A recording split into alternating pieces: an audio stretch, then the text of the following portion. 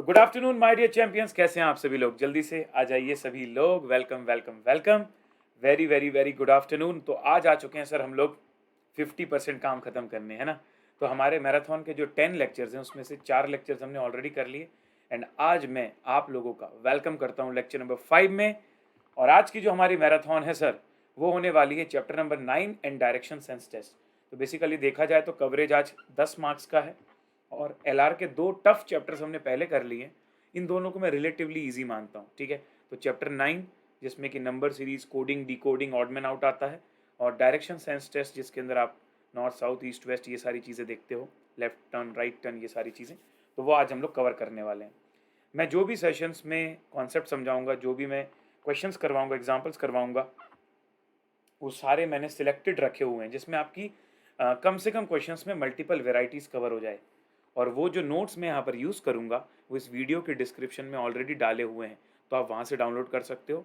Chapter 9 के अलग notes की लिंक है और डायरेक्शन सेंस टेस्ट के अलग नोट्स की लिंक है। दोनों की 2 डिफरेंट लिंक्स होंगी, 2 डिफरेंट नोट्स होंगे। ठीक है everyone, are you guys ready? चलिए शुरू करेंगे इस मैराथन को। So marathon CA foundation December 22 maths stats LR. मेरा नाम है Pranav Popat. I am a chartered accountant and your educator for paper number 3 maths LR stats. जो लोग नए हैं उनको बता दूं भाई कि हमारी जो मैराथन सीरीज है इसमें 10 लेक्चर्स का पूरा प्लान हम लोग सर पहले से बना के रखे हुए हैं।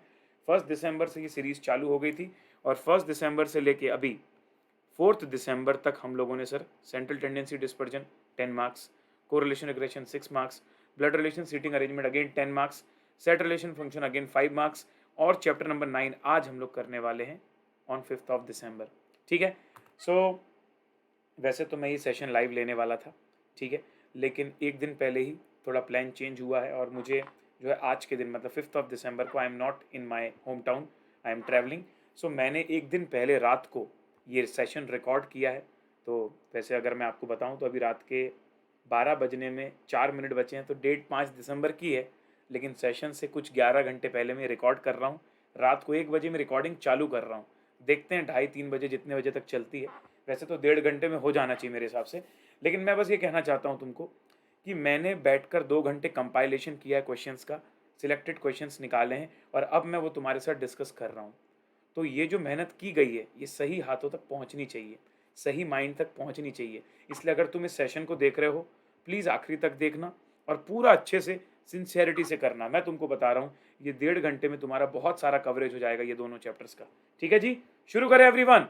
तो लाइव हो चाहे ना हो फर्क नहीं पड़ता, ठीक है ना एवरीबॉडी। लाइव चैट में भी एक्टिव रहना तुम, मेरे लिए पॉसिबल होगा अगर वहाँ से नेट मिल रहा होगा, नेटवर्क होगा, तो मैं भी इस समय इस सेशन का प्रीमियर चैट देख रहा हूँ और बीच बीच में मैसेजेस भी डालूंगा। नहीं पॉसिबल होगा तो नहीं कर पाऊंगा, लेकिन सेशन के एंड होने के बाद अपना कमेंट जरूर डालिएगा और बताइएगा ज़रूर कि आपको ये सेशन कैसा लगा। ठीक है, चलिए गुड। तो कुछ और टॉपिक्स के बारे में मैं लास्ट में बताऊंगा आपको, ओटीएम और ये सारी चीज़ क्या होती है, लेकिन नोट्स आप ज़रूर डाउनलोड कर लें। नोट्स आपके काफ़ी काम आएंगे क्योंकि एग्ज़ाम से 1.5 दिन पहले जब हम वापस से सब कुछ रिवाइज करेंगे ना, तब भी इन्हीं नोट्स का उपयोग करेंगे। यस एवरीवन, चलिए तो शुरुआत करते हैं पहले डायरेक्शन टेस्ट के साथ और उसके बाद हम लोग चैप्टर 9 करेंगे। तो सबसे पहले मैं शुरुआत में ले रहा हूँ भाई, पास्ट के ट्रेंड्स दिखा देता हूँ आप लोगों को। तो यार वैसे तो आपको पता ही है कि एलआर के हर चैप्टर का एवरेज 5 मार्क्स है।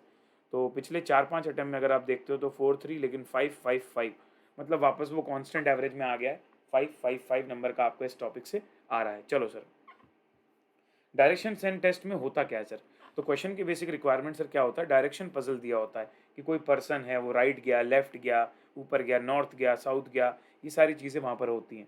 और फिर क्या एक के बाद एक के बाद एक डायरेक्शन के बारे में सक्सेसिव फॉलोअप दिए रहते हैं कि पहले 10 मीटर यहाँ गया, फिर लेफ्ट लिया, फिर वहाँ गया, ऐसे करके एक सक्सेसिव फॉलोअप रहता है। स्टूडेंट को क्या करना होता है, उनको या तो फाइनल डायरेक्शन दिखाना होता है कि भाई, या तो क्वेश्चन तुमसे ये पूछ लेता है कि फाइनली तुम किस डायरेक्शन में जा रहे हो, या तो फिर ये पूछ लेता है कि जहां से तुमने शुरुआत करी थी वहां से अभी किस डायरेक्शन में हो, मतलब your direction with respect to the starting point. या फिर इसको छोड़ के भी और बहुत सारी प्रॉब्लम्स आती हैं। तो हम लोग यहाँ पर सब कुछ डिस्कस करेंगे, हर वेराइटी को कवर करने की कोशिश करेंगे। ठीक है, सबसे पहले मैं यहाँ पर वो चीज़ को टेबल में भी लिख दिया हूँ कि type 1, type 2 and all the other varieties. तो टाइप 1 टाइप 2 के ज़्यादा क्वेश्चन है बुक में, जैसे कि finding the final direction type 1 हो गया, और direction from the original point ये टाइप 2 हो गया। और बाकी तो मल्टीपल वेराइटीज़ है, जैसे वो गोल गुंबद वाला क्वेश्चन है, शीर्षासन वाला क्वेश्चन है, राज और रवि वाला क्वेश्चन है। There are so many questions. तो कुछ ज़्यादा प्रो टिप्स इसके अंदर है नहीं, बस एक चीज़ ज़रूर बताऊंगा अगर फाइनल डायरेक्शन निकालने का क्वेश्चन है, फाइनल डायरेक्शन, तो आप डिस्टेंसेस को इग्नोर कर सकते हो। मतलब आपको ना जो क्वेश्चन में 10 मीटर, 12 मीटर, 50 मीटर, किलोमीटर दिया है ना, उतना कॉन्शियस नहीं रहोगे ना उसको लेके तो भी चल जाएगा। लेकिन ऐसा सिर्फ तब करना जब टाइप 1 वाला क्वेश्चन होगा जिसमें फाइंडिंग द फाइनल डायरेक्शन हो। लेकिन अगर क्वेश्चन तुम्हारा टाइप 2 वाला है, टाइप 2 वाला मतलब जिसमें with respect to original point पूछ रहा है, तो भैया उस समय पर डिस्टेंसेस इंपॉर्टेंट है, तब आपको बहुत ध्यान देना पड़ेगा डिस्टेंसेस के बारे में। हम एंगल्स के भी क्वेश्चन करेंगे, हम पाइथागोरस थ्योरम के भी क्वेश्चन करेंगे, हम डिफरेंट वेराइटीज कवर करेंगे आज के सेशन में, ठीक है। चलो सबसे पहले शुरुआत करता हूँ मैं इस पहले क्वेश्चन के साथ, और आपको एक क्वेश्चन आसान वाला, पहले के कुछ क्वेश्चन बेसिक वाले हैं उनको करवा के एक अप्रोच आपके दिमाग में डेवलप करवा देता हूँ कि हम चार्ट्स बना के कैसे इनको फटाफट सॉल्व करते हैं, ठीक है। तो चलिए जी भाई आ जाइए। हमने वहाँ से कॉपी किया, नोट्स आया क्यों नहीं अभी तक फिर से कॉपी करना पड़ेगा लगता है। ये क्वेश्चन मैंने यहाँ से लिया, ये पेस्ट कर दिया, आ गया भाई, ठीक है। और जूम को भी अपन 100% कर दिए, ठीक है। So let's read the question. क्या लिखा हुआ है सर? लिखा है man starts from a point, walk 4 metre north, turns left and walk 6 mile, turns right, walk for 3 miles, again turn right, walk for 4 miles and take rest for 30 minutes, gets up and walk for straight 2 miles again in the same direction and turns right and walk 1 mile.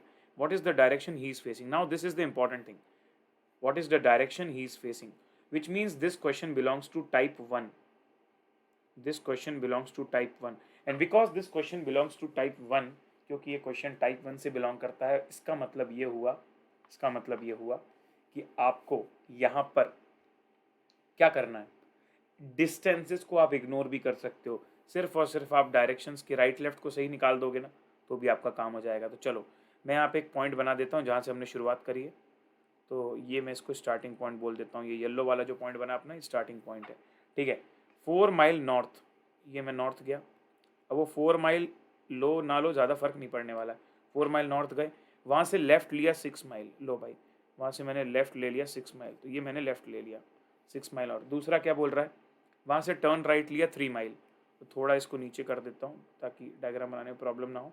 फिर वहाँ से आप 3 mile right लिए। अब यहाँ पर आपको चीज़ें समझनी है भाई। देखो जब आप नॉर्थ में जा रहे हो, ऊपर जा रहे हो, तो राइट लेफ्ट आपका कैसा है वो देखो आप। जब आप वेस्ट की तरफ जा रहे हो, मतलब लेफ्ट लिया आपने, तो ये राइट हो गया, ये लेफ्ट हो गया। मतलब राइट लेफ्ट फेसिंग के हिसाब से बदलता है, ऐसा फिक्स नहीं रहेगा कि तुमने जो तुम्हारा राइट लेफ्ट स्क्रीन में देख लिया वही राइट लेफ्ट है। वो जो व्यक्ति चल रहा है या जा रहा है, वॉक कर रहा है, उसका फेस किस तरफ है, अकॉर्डिंगली राइट और लेफ्ट डिसाइड करना है ना। अब देखो जैसे ये ऊपर गया 4 माइल, वहाँ से लेफ्ट लिया 6 माइल, फिर राइट लिया 3 माइल, अगेन टर्न राइट, अभी वापस वो नॉर्थ जा रहा है तो राइट वापस इस तरफ आ जाएगा, again turn right and walk 4 mile, ठीक है भाई। फिर से 4 माइल उसने राइट ले लिया, उसके बाद take rest for 30 minutes, gets up, straight 2 mile और चला, लो भाई स्ट्रेट और चला, तो अभी और आगे बढ़ा दिया मैंने, and then turns right again and walks 1 mile, और फिर वो वॉक करता है और फिर से राइट लेके नीचे की तरफ 1 माइल वॉक। अब तुमको बताना है कि भाई आखिरी डायरेक्शन किस तरफ वो फेस कर रहा है। तो मुझे तो साउथ नज़र आ रहा है, तो इसका आंसर हमारे हिसाब से साउथ होना चाहिए, विच इज़ ऑप्शन बी। तो देखा आपने किस तरीके से हमने, क्योंकि क्वेश्चन हमारा कौन सा था, what is the direction he is facing, original point से क्या डायरेक्शन ये नहीं पूछा था, what is the direction he is facing ये पूछा था। तो हमने सीधे यहाँ पर कर दिया सर, क्या बिना डिस्टेंसेस को लिए कैलकुलेट कर दिया, तो हमारा आंसर फिर भी मैच कर गया। तो ये चीज़ आपको थोड़ा सा आपका समय बचा सकती है अगर इस तरह का क्वेश्चन आया तो, और आता भी है, बिल्कुल आते हैं। एग्जाम के क्वेश्चंस देखो कि बहुत ईजी हैं। मैंने तो आज एग्जाम के क्वेश्चन ज़्यादा लिए ही नहीं है, क्योंकि उससे ज़्यादा हाई वेराइटी तो मॉड्यूल में और MTP में उसके क्वेश्चन कंपाइल किए मैंने, ठीक है। चलो अगला क्वेश्चन करते हैं। अब देखो, अब जो हम अगला क्वेश्चन करने वाले हैं उसमें क्या लिखा है आखिरी में, in which direction is he from his starting point. मतलब ये क्वेश्चन हो गया टाइप 2 वाला, और क्योंकि टाइप 2 वाला क्वेश्चन आ गया मतलब मुझे किलोमीटर्स का, डिस्टेंसेस का ध्यान रखना पड़ेगा एवरीवन, ठीक है। चलो तो ये दो बातें याद रखना यार, कि डिस्टेंसेस का कब ध्यान रखना है, कब ध्यान नहीं रखना, इससे थोड़ा समय आपका बच सकता है। अच्छा, जहाँ पर ध्यान नहीं रखना था डिस्टेंसेस का, वहाँ भी डिस्टेंसेस लेके कर दिया तो गलत नहीं होगा, बट वहाँ समय बचाया जा सकता था लेकिन तुमने नहीं बचाया, वो वाली बात हो जाती है और कुछ नहीं, ठीक है। तो क्या लिखा है sir, Arun started from a point A and walk 10 kilometre east to point B, then turn to north point C, then turn to west, then walk to point D etcetera, ठीक है। तो मैं स्टार्टिंग पॉइंट बना देता हूँ यहाँ पर, ये रहा मेरा स्टार्टिंग पॉइंट, और इसको मैंने नाम दे दिया यहाँ पर क्या, ए। ए से मैं चला हूँ कितना, walk 10 kilometre east to point B, east की तरफ 10 किलोमीटर पॉइंट बी। अभी फाइनल डायरेक्शन वाला है तो 10 लिखूंगा मैं यहाँ पर कि इसको इतने डिस्टेंस को मैं 10 मान रहा हूँ, ठीक है, पॉइंट बी। तो यहाँ पर मेरे पास दूसरा पॉइंट आ गया, इसको क्या नाम देना अपन को सर, ये दूसरे पॉइंट को आप नाम दे दीजिए B. Then turn to north and walk 3 kilometre, फिर वहाँ से आप 3 किलोमीटर नॉर्थ चले गए। अब देखो 10 तुमने इतना बड़ा लिया तो 3 छोटा लोगे ना, ये 3 ले लिया और ऐसा करके तुम कहाँ पहुँच गए, पॉइंट सी तक पहुँच गए। ये हो गया तुम्हारा पॉइंट सी। पॉइंट सी पहुँचने के बाद then turn west walk 12 kilometre, फिर वापस मैंने वेस्ट ले लिया। तो देखो पहले मैं यहाँ गया ईस्ट की तरफ, फिर वहाँ से मैं गया नॉर्थ की तरफ, अब मैं जा रहा हूँ वेस्ट की तरफ। और 12 लिखा है इसलिए मैंने 10 से थोड़ा बड़ा बना दिया, ठीक है सर। ये जो पॉइंट आया है 12 करने के बाद, ये पॉइंट हमारा क्या है सर, ये पॉइंट है डी, इसका नाम है डी। डी के बाद क्या बोल रहा है, again turn south and walk 3 kilometre, फिर से नीचे आके तुमने 3 किलोमीटर कर दिया। तो यहाँ पर मैंने पॉइंट कर दिया ई। अब देखो स्टार्टिंग पॉइंट था ए और एंडिंग पॉइंट है ई। आप डायग्राम देखो ध्यान से। अब आपसे पूछ रहा है कि आप अपनी स्टार्टिंग पॉइंट से किस डायरेक्शन में हो, तो कोई अपने घर से देखेगा यहाँ से तो किस डायरेक्शन में नज़र आएगा उसको, वो वेस्ट की तरफ। आराम से समझ में आ रहा है वेस्ट की तरफ है ना। तो अगर कोई व्यक्ति ए वाले पॉइंट से देख रहा हो कि अभी फाइनल डायरेक्शन क्या है, तो इट विल बी वेस्ट, समझे। अब यहाँ पर किलोमीटर मीटर बहुत मैटर करता है क्योंकि आगे पीछे होने की वजह से डायरेक्शन भी बदल सकता है। तो west is the correct answer. तो हमने 2 मेन वैरायटी कर ली जिसके बारे में मैं आपसे बात कर रहा था, ठीक है सर। चलो एक और स्टार्टिंग पॉइंट वाला क्वेश्चन कर लेते हैं, ये भी अच्छा सवाल है, एक और प्रैक्टिस हो जाए तुम्हारी, ठीक है। स्टार्टिंग पॉइंट वाले में बच्चों को प्रॉब्लम आती है, फाइनल डायरेक्शन में तो क्या दिक्कत होती नहीं उतनी, स्टार्टिंग पॉइंट वाले में प्रॉब्लम करते हैं कभी कभी। तो किलोमीटर का प्रॉपर ध्यान रखो। चलो एक और सवाल, tourist drive 10 kilometre towards west. मैं मान लेता हूँ कि यहाँ से मैंने स्टार्ट किया वेस्ट की तरफ 10 किलोमीटर, चलो वेस्ट की तरफ 10 किलोमीटर चल दिया मैं। उसके बाद from here turns to left, तो आगे जाके left, turns to left and drive for another 4 kilometre. तो यहाँ आके मैं 4 किलोमीटर और ड्राइव किया, ठीक है। He then drive towards east another 4 kilometre, अब वापस से ईस्ट चला गया 4 किलोमीटर फिर ईस्ट की तरफ। उसके बाद then turn to is right and drive 5। अब देखो ईस्ट की तरफ कोई जा रहा है तो राइट यहाँ आ जाएगा, सही बात है सर। तो ये 5 राइट आ गया। Afterward he turns to left, अब लेफ्ट यहाँ आ जाएगा 6 किलोमीटर। तो देखो भाई ये 10 था, ये 4 है, तो ये 6, तो बराबर स्टार्टिंग पॉइंट के नीचे आ गए तुम। In which direction is he from the starting point. तो यहाँ से यहाँ को कंपेयर करोगे तुम, तो तुम कहाँ पे हो अभी, अपने साउथ में हो, एग्जैक्ट साउथ में आ गए। देखो ना एग्जैक्ट साउथ में आ गए, अगर मैं ऐसे बताऊँ तो एग्जैक्टली लाइन के नीचे आ गए हो साउथ। और ये देखो डिस्टेंसेस मैटर किया यहाँ, ये 4 है ये 6 है, इसीलिए ये 10 है, इसीलिए एग्जैक्ट जहाँ से चालू किया था जस्ट उसके नीचे ही एंड कर रहा है, तो एग्जैक्ट साउथ में। तो ये यहाँ पर इसका भी उत्तर हो जाएगा आपका option B, that is south, ठीक है। आंसर आई थिंक यहाँ लिखा हुआ है, ठीक है, ये लिखा हुआ था आंसर बी। चलो अब कुछ नई नई वेराइटीज़ में चलते हैं सर, जहाँ नॉर्थ ईस्ट नॉर्थ वेस्ट ये सब आता है, वो वेराइटी भी हमको कवर करनी है। तो चलो भाई ये ले लिया मैंने। क्या दिया भाई इस क्वेश्चन में, पढ़ते हैं इसको। तो ये वाला क्वेश्चन बोल रहा है Raju facing north move 20 kilometre then turn right move 20, then he moves 10 in north east, then turn to his right and move 20, then turn to his right and move 20, again turn to left and move 20. In which direction Raju is facing? Again, कौन सा type of question sir, type 1 वाला question. And when the question is of type 1, when the question is of type 1 क्या करते हैं हम लोग sir, अगर question type 1 है तो किलोमीटर मैटर नहीं करता, मत करो किलोमीटर पर मैटर, ठीक है। तो राजू नॉर्थ की तरफ चाह रहा था, ऊपर चला गया 20 किलोमीटर, मैंने लिखा नहीं 20, बस बोलने के लिए बोल रहा हूँ, ठीक है। ये मैंने यहाँ से स्टार्ट किया था ऐसा मान लेता हूँ, ठीक है, ऊपर गया, ठीक है। Then turn to is right and move 20, फिर मैंने राइट लिया है ना, 20 और चला गया। Then he moves 10 kilometre north east, फिर मैं थोड़ा ऊपर नॉर्थ ईस्ट की तरफ गया 10 किलोमीटर। नॉर्थ ईस्ट समझते हो ना, नॉर्थ और ईस्ट के बीच में north east. Then turn to is right, फिर नॉर्थ ईस्ट से राइट लिया और फिर 20 किलोमीटर चला गया, ठीक है भाई। उसके बाद then turn to is right again, then turn to is right again, ठीक है, फिर से राइट ले लिया, ये आ गया सर। और उसके बाद बोल रहा है आखिरी में ले लिया लेफ्ट, आखिरी में ले लिया लेफ्ट। तो अब बताओ किस डायरेक्शन में जा रहा है। तो सर जो आखिरी वाला डायरेक्शन मुझे नज़र आ रहा है ना, साउथ और ईस्ट के बीच में, तो ये मुझे नज़र आ रहा है साउथ ईस्ट। तो इसका सही आंसर हो जाएगा आपका south east, which is option A, है ना। तो देख लेते हैं भाई, साउथ ईस्ट बिल्कुल परफेक्ट है, ऑप्शन है। ये सारे आंसर भी वहाँ दिए हुए, चिंता मत करना तुम। और हमने आज ना जो हमारा नंबर सीरीज़ वाला टॉपिक है ना, उसमें क्या बढ़िया काम किया है, आपको बहुत हेल्प करेगा वो चीज़, कि मैंने ना सिलेक्टेड क्वेश्चंस तो लिए ही है नंबर सीरीज़ के, पर हर क्वेश्चन के नीचे ना उसका लॉजिक लिख दिया है कि कैसे सॉल्व, सिर्फ आंसर नहीं लिखा है, नंबर सीरीज़ का लॉजिक भी लिख दिया, ताकि तुम पेपर के दिन सुबह बस लॉजिक लॉजिक पढ़ लो। क्योंकि एलआर में वही तो होता है, कितने मल्टीपल तुमने नंबर सीरीज़ वाले क्वेश्चन की वैरायटी देखी है। अब सॉल्व करने थोड़ी बैठोगे सुबह, लॉजिक लॉजिक ऊपर से पढ़ लोगे तो याद आ जाएगा कि हाँ ऐसे भी हो सकता है, ऐसे भी हो सकता है, लाइक दिस। चलो, 5 boys ABCD are sitting in a park in a circle. देखो सर्कल भी आ जाता है कभी कभी क्वेश्चन के अंदर। A is facing south west, D is facing south east, B and E are right opposite. तो बताओ सी कहाँ फेस करेगा, तो सर इसको भी ड्रॉ करना पड़ेगा, तभी आप समझ पाओगे। जल्दी से ड्रॉ करवा देता हूँ, कोई दिक्कत नहीं भाई।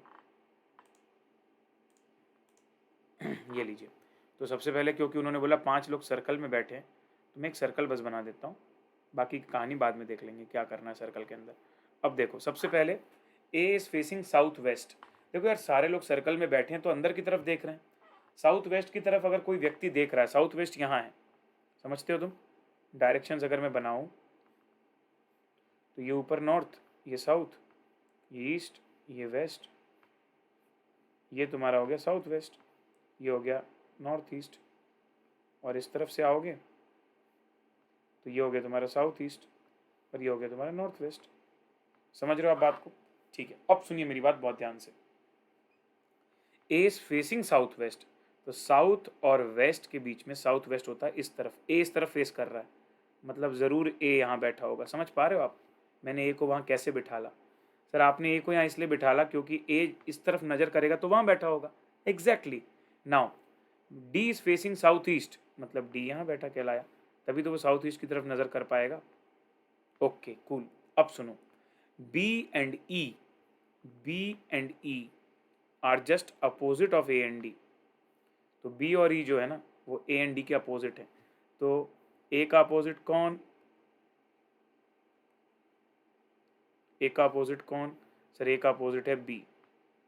और डी का अपोजिट, ई का डी का अपोजिट कौन? ई। तो इधर कर देते हैं ई। समझे ना, रिस्पेक्टिवली वर्ड लिखा हुआ है। तो बी और ई ए और डी के अपोजिट है, बी का अपोजिट ए, डी का अपोजिट ई। फिर बोल रहा है C, C is between, C is equidistant between D and B. C जो है डी और बी के जस्ट बीच में बैठा है, तो जस्ट बीच में मतलब यहाँ बैठा होगा। सही बात है सर, तो सी को मैंने यहाँ बिठा दिया। अब तुमसे फाइनल क्वेश्चन ये पूछ रहा है कि बताओ सी का चेहरा किस तरफ है, सी की फेसिंग किस तरफ है? सर ईस्ट की तरफ है, सी की फेसिंग ईस्ट की तरफ है। बढ़िया है, ईस्ट की तरफ देख रहा है ना व्यक्ति, तो सही आंसर हो जाएगा यहाँ पर east, which is option D. Option D east. ठीक है, चलो sir, option D east. Next.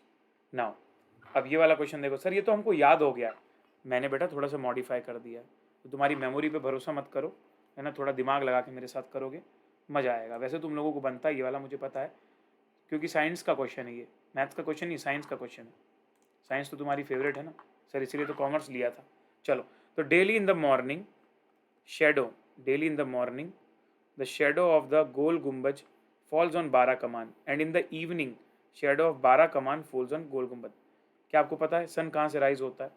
तो सर अगर आप मॉर्निंग की बात करो, मॉर्निंग की बात करो तो सूर्य की किरणें ना इस तरफ से आएंगी, ईस्ट की तरफ से आएंगी। वही अगर आप इवनिंग की बात करोगे ना, इवनिंग में सूर्य की किरणें आपकी इस तरफ से आएंगी। समझ रहे हो आप?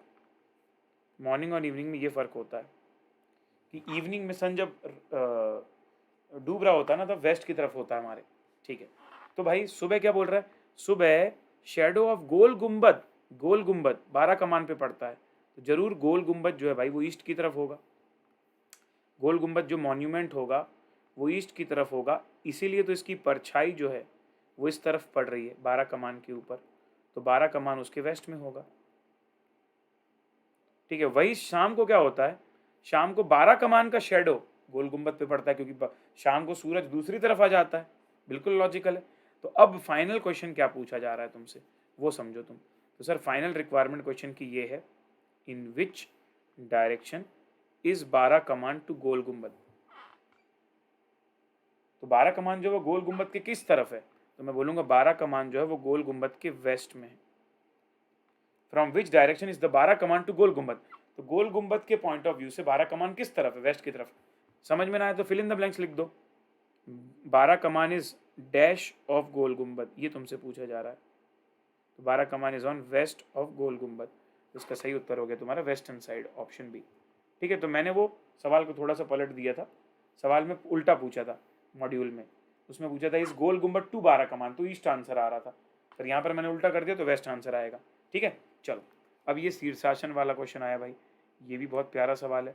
वैसे तो आपको अपने आप को इमेजिन करके करना चाहिए वाला, बट ठीक है, कोई प्रॉब्लम नहीं है। ये देखिए लिखा हुआ है x stands on his head, x अपने सिर पर खड़ा है, वही तो, इसलिए तो शीर्षासन बोला, और उसका चेहरा साउथ की तरफ है, तो उसका लेफ्ट हैंड किस तरफ होगा। इमेजिन करके देख लो, कोई व्यक्ति है जो सिर के बल बैठ खड़ा है, उसका चेहरा अपोजिट साइड है, अपनी तरफ देख रहा है, साउथ ना, साउथ मतलब अपनी तरफ देख रहा है, हाँ, उसका राइट हैंड किस तरफ होगा। बना के दिखाऊं, ये देखो, ये रहा वो व्यक्ति। ठीक है, वो व्यक्ति क्योंकि साउथ की तरफ देख रहा है, मतलब हमें उसका चेहरा दिख रहा है, क्योंकि हमारा बाय डिफ़ॉल्ट हमारा डायरेक्शन क्या होता है, नॉर्थ, तो हमको जो देख रहा है उसको हम बोल रहे हैं साउथ। ठीक है, अब ये भाई का राइट हैंड है, ये लेफ्ट हैंड है। आई होप आप समझ पा रहे हो क्यों राइट लेफ्ट बोल रहा हूँ, सामने वाला बंदा है ना, अपने साइड देख रहा है। ठीक है, अब वो बंदे को अपन ने बोला तुम शीर्षासन करने लग जाओ, बंदा शीर्षासन कर रहा है, तब भी देखो उसकी स्माइल नहीं जा रही। भाई योगा का वो एकदम प्रचारक टाइप का है भाई, उसको बहुत अच्छा लगता है योगा वोगा, तो उसको कोई दिक्कत ही नहीं शीर्षासन करने में। अब ऐसे करने के बाद जब वो हमारी तरफ देख रहा है साउथ फेसिंग, तो उसका राइट हैंड कहाँ आ गया, तो थोड़ा सा टिल्ट करके देखो तुम्हारे इस वाले डायग्राम को, जो ओरिजिनल डायग्राम था ना उसको रोटेट करके देखो, तो लेफ्ट हैंड तुम्हारा कहाँ आ जाएगा और राइट हैंड तुम्हारा कहाँ आ जाएगा, वो देखो तुम, समझ रहे हो। तो राइट आ जाएगा यहाँ और लेफ्ट आ जाएगा यहाँ, ऐसा इमेजिन करो ना, शीर्षासन में तुम्हारी तरफ देख रहा है, ये लेफ्ट है, ये राइट हैंड है। अब तुमसे यही पूछ रहा है in which direction will his left hand point, तो उसका लेफ्ट हैंड किस तरफ पॉइंट करेगा, उसका लेफ्ट हैंड किस तरफ पॉइंट कर रहा है सर, वेस्ट की तरफ, उसका लेफ्ट हैंड पॉइंट कर रहा है वेस्ट की तरफ, समझ रहे हो आप। तो शीर्षासन जब वो अपने माथे पर खड़ा है, तब उसका लेफ्ट हैंड किस तरफ पॉइंट कर रहा है, सर वेस्ट की तरफ, यही हमको बताना था, तो west is the correct answer यहाँ। ठीक है, तो ये आ गया सर हमारा ऑप्शन बी। चलो ये वाला तो तुमको खुद ही इमेजिन करना चाहिए, वैसे क्वेश्चन एग्जाम में भी आ चुका है ये क्वेश्चन भी। क्या पूछ रहा है सर ये question, I stand with my right hand extended towards south, towards which direction will my back be. अगर कोई व्यक्ति भारत का मैप याद रख ले ना, भारत के मैप से समझ ले कि कहाँ नॉर्थ है, कहाँ साउथ है, कहाँ ईस्ट है। जैसे जम्मू की तरफ नॉर्थ है, जम्मू कश्मीर, कन्याकुमारी की तरफ साउथ है, वेस्ट बंगाल की तरफ ईस्ट है, और गुजरात और महाराष्ट्र, गुजरात की तरफ वेस्ट है। ठीक है, अब कोई व्यक्ति अगर क्या बोल रहा है, मेरा राइट हैंड साउथ की तरफ है, इमेजिन करो कोई भी व्यक्ति उसका राइट हैंड साउथ की तरफ है, तुम ही खड़े हो ऐसे सामने की तरफ देख रहे हो, ये तुम्हारा राइट हैंड है, ये बैक है ना, ये बैक साइड है, पीठ है तुम्हारी ये, और तुम बोल रहे हो कि इस तरफ साउथ है, तो भाई इस तरफ साउथ होगा तो पक्का इस तरफ नॉर्थ होगा। लेकिन अब सोचने वाली बात, साउथ की तरफ तुम्हारा राइट हैंड है, लेफ्ट हैंड तुम्हारा नॉर्थ की तरफ है, मतलब पक्का तुम बंगाल की तरफ देख रहे हो, बंगाल की तरफ देख रहे हो मतलब तुम्हारे सामने ईस्ट है और तुम्हारे बैक में वेस्ट है। तो वही तुमसे पूछा जा रहा है कि towards which direction will be your back, तो sir my back will be on the west direction, that's the answer, option B west. समझे। तो ऐसा सोचो कि तुम गूगल मैप के ऊपर खड़े हो इंडिया के, ठीक है, और तुम इमेजिन करो अपने आप को कि तुम्हारा राइट हैंड जो है भाई वो कन्याकुमारी की तरफ जा रहा है, तो लेफ्ट जम्मू की तरफ जाएगा, तो तुम्हारा चेहरा बंगाल की तरफ हो जाएगा ना, तो तुम्हारी पीठ गुजरात की तरफ हो जाएगी, गुजरात मतलब वेस्ट। एवरीबॉडी ठीक है, चलो ऐसे क्वेश्चन करना भाई, मजा आएगा। चलो एक और क्वेश्चन ट्राई मार लेते हैं भाई, ये भी अच्छा सवाल दिया है। तो यहाँ लिखा है sir Roy, mister Roy walk कर रहे हैं 2 किलोमीटर टू ईस्ट, वहाँ से टर्न कर रहे हैं नॉर्थ वेस्ट और फिर वॉक कर रहे हैं 3 kilometre, then he turn south and walk 5 kilometre, then again turn west and walk 2 kilometre, finally he turns north and walk 6 kilometre, in which direction is he from the starting point. मतलब distances matter करेंगे question के अंदर। ठीक है, तो रॉय ने जहाँ से भी शुरू किया होगा, इसको मैं स्टार्टिंग पॉइंट बोल देता हूँ। स्टार्ट क्या बोला जा रहा है, स्टार्टिंग पॉइंट से क्या हो रहा है, 2 किलोमीटर टूवर्ड्स ईस्ट, किलोमीटर पे ध्यान देना है, ठीक है। तो ये मैं बोल देता हूँ 2 किलोमीटर, 2 3 5 6 ऐसे ही है ना, तो ये 2 2 किलोमीटर ईस्ट, यहाँ पहुँच गए हम। उसके बाद then turns north west and walk 3 kilometre. North west मतलब नॉर्थ और वेस्ट 3 किलोमीटर, वो भी तो 2 से थोड़ा ज़्यादा, तो ये मैंने कर दिया 3 किलोमीटर नॉर्थ वेस्ट। सीधी लाइन खींच जाओ भाई, नहीं खींच रही सीधी लाइन, सीधी लाइन ही नहीं खींच रही। ये लो भाई, कंप्यूटर का यूज़ कर लेते हैं, कोई बात है क्या। 3 किलोमीटर नॉर्थ वेस्ट। उसके बाद देखिए then he turn south walk 5 kilometre. तो क्या होगा, ये वाली लाइन ना थोड़ी लंबी जाएगी आपकी, क्योंकि 3 किलोमीटर है, तो वहाँ से अपन साउथ ले लेते हैं। तो वहाँ से अपन साउथ ले लेंगे, साउथ कितना 5 किलोमीटर, ये अपन 5 किलोमीटर साउथ लिख लेते हैं, ठीक है। उसके बाद क्या बोल रहा है, देन अगेन टर्न्स वेस्ट। उसके बाद वापस से भाई ने वेस्ट ले लिया, और वेस्ट में कितना 2 किलोमीटर और चल दी, तो वापस से वेस्ट लेके 2 किलोमीटर और चल दिए, ठीक है भाई। Finally he turns north and walk 6 kilometre, और फिर फाइनली नॉर्थ में ऊपर की तरफ 6 किलोमीटर, मतलब 5 से थोड़ा ज़्यादा 6 किलोमीटर। अब बताओ स्टार्टिंग पॉइंट से कहाँ हो। तो भाई देखो, ये स्टार्टिंग पॉइंट तो तुमने देख लिया, अब इसको मैं लिख देता हूँ एंड पॉइंट। अब तुम बस वो वाइट वाला पॉइंट और पिंक वाले पॉइंट को कंपेयर करो। तो सर स्टार्टिंग पॉइंट से अगर कोई देखने बैठे व्यक्ति कि स्टार्टिंग पॉइंट से व्यक्ति कहाँ है, तो बहुत क्लियरली समझ में आ रहा है कि this person is on the north western side of starting point. North western side, ये जो ग्रीन लाइन बनाई ना मैंने, उसको समझाने के लिए बनाई है, बाकी कोई वो ट्रैवल नहीं किया हम उस लाइन पे, खाली समझाने के लिए कि नॉर्थ और वेस्ट के बीच में नॉर्थ वेस्ट। इसका सही उत्तर होना चाहिए north west, which is option D. बिल्कुल परफेक्ट है सर, कोई प्रॉब्लम नहीं। सर डायरेक्शन सेंस टेस्ट में तो नंबर भी नहीं कटते, कट ही नहीं सकते। अगर तुम्हें राइट लेफ्ट में गड़बड़ नहीं होती ना, नॉर्थ ईस्ट राइट लेफ्ट में, तो कभी गड़बड़ नंबर नहीं कट सकते। बहुत बढ़िया क्वेश्चन आते हैं। चलो, ये खास क्वेश्चन है जो दिया तो एग्जाम्पल में है, बहुत उम्दा question, very amazing question. Direction sense test में ऑप्शन बेस्ड क्वेश्चन कम ही होते हैं, it is one of them. तो देखो क्या लिखा है, Gopal started walking 2 kilometre straight from his school. अभी स्ट्रेट वर्ड बोल दिया, तुमको डायरेक्शन नहीं बताया, वहीं कंफ्यूज कर दिया। गोपाल अपने स्कूल से 2 किलोमीटर स्ट्रेट चल दिया, अरे तो स्ट्रेट मतलब कहाँ, नहीं दिया। फिर वहाँ से राइट लिया, तो मैं कैसे चालू करूँ, मेरे को तो समझ ही नहीं आ रहा। Again turn right, then walked 1 kilometre to reach his house. If his house is south east from the school, in which direction did Gopal start walking from the school. मैंने बोला ऑप्शन से करते हैं, चलो। बोल, आपको सवाल में यही पूछा जा रहा है ना कि सबसे पहले वो किस डायरेक्शन में चला, जब उसने स्टार्ट किया वॉकिंग तो कौन सी डायरेक्शन में स्ट्रेट गया था, वो मेरे को नहीं पता, तो मैं ऑप्शन से करूँगा। पहले मान लेता हूँ कि चलो नॉर्थ गया होगा, तो स्कूल ये रहा,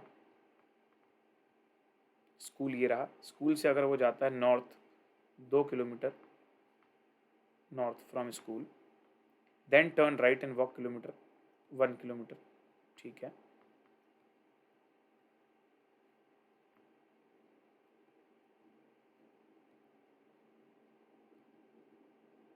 ठीक है, उसके बाद again he turn right and walked 1 kilometre to reach his house.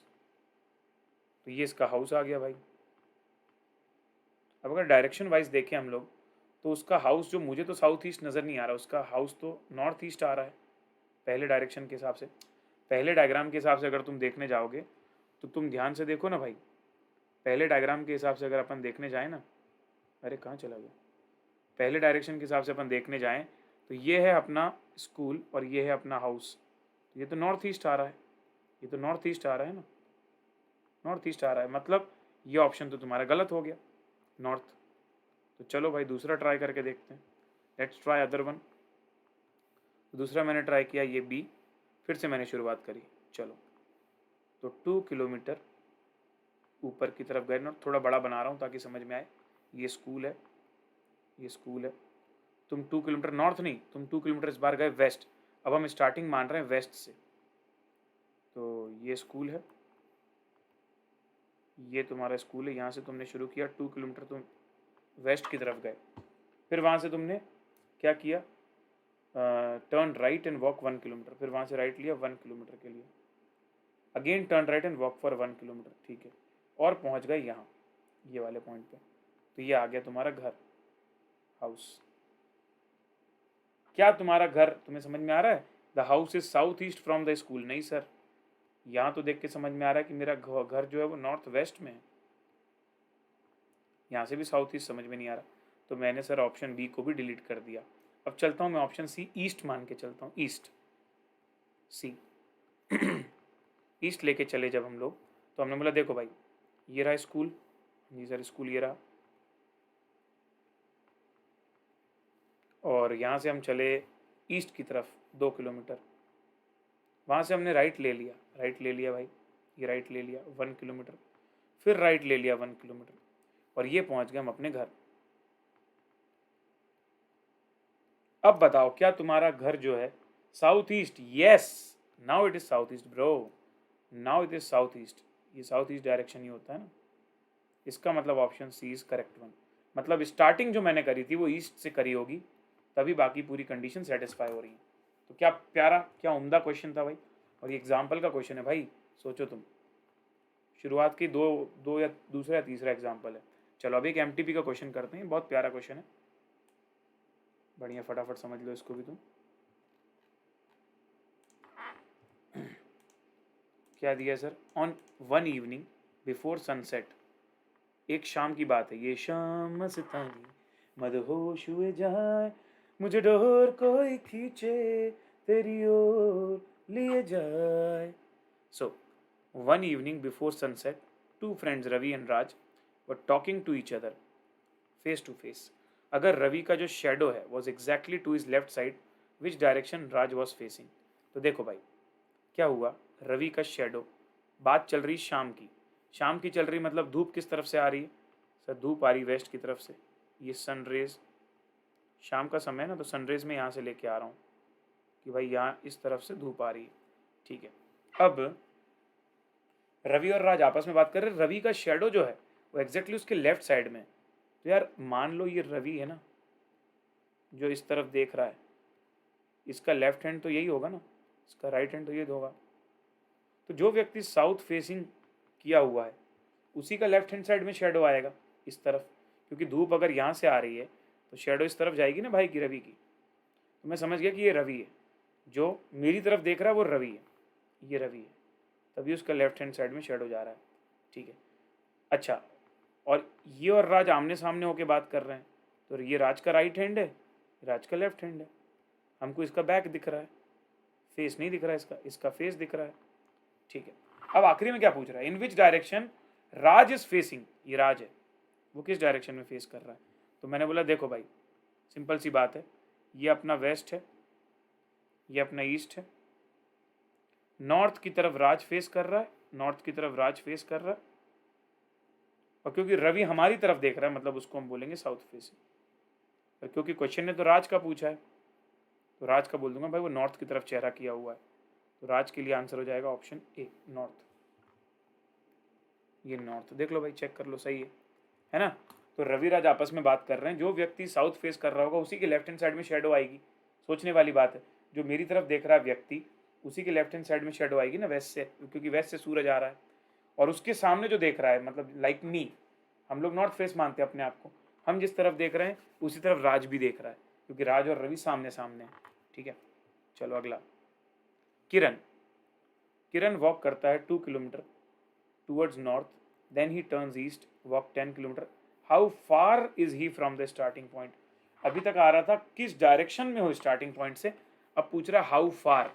How far मतलब तुमसे दूरी पूछ लिया है कि कितने दूर हो, समझते हैं सर, बहुत प्यारा सवाल।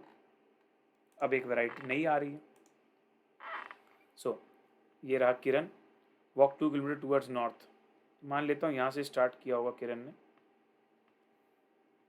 वॉक किया 2 kilometre towards north, then he turns east, and walk 10 kilometer east, 10 kilometer।